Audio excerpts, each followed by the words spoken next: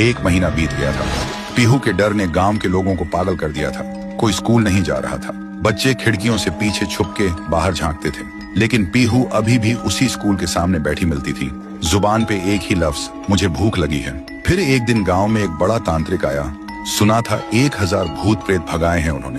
तांत्रिक गांव में कदम रखते ही एक आदमी से पूछा, ये गांव इतना शांत क्यों है?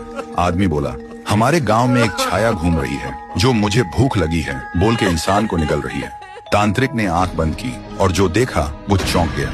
फिर उन्होंने गांव वालों को बुलाया और बोला, वो बच्ची की आत्मा किसी वस्तु में बंद है, हमें उसका असली घर ढूंढना होगा, वहीं कुछ मिल सकता है।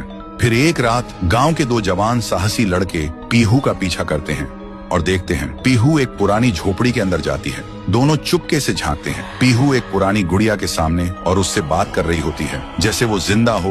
दोनों देखकर चौंक जाते हैं। फिर अगली सुबह वही 2 लड़के झोपड़ी में जाकर वो डॉल उठाते हैं और ले जाते हैं तांत्रिक के पास। तांत्रिक डॉल को देखकर चिल्लाता है, यही है, इसी में बंद है वो बच्ची की आत्मा, इसे आग में जलाना होगा तभी सब खत्म होगा। फिर रात में तांत्रिक गुड़िया को आग में डाल के हवन करता है, जोर जोर से मंत्र जप करता है। तभी एक भयानक चीख गूंजती है, मैं भूखी हूँ। और अचानक वो डॉल हवा में उड़ जाती है और सबके सामने उस डॉल से निकलती है पीहू।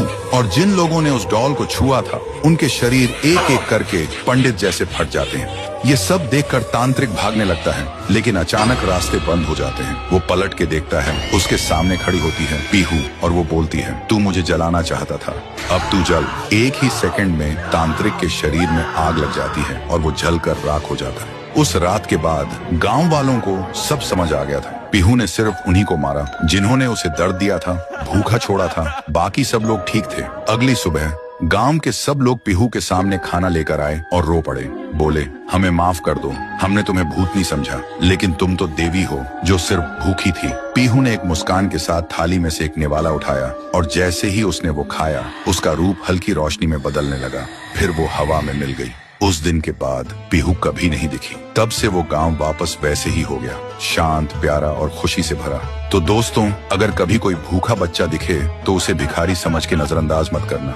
क्या पता वो तुम्हारी इंसानियत का इम्तिहान हो। कमेंट करो, पीहू अब भूखी नहीं है, अगर तुम सच में एक इंसान हो।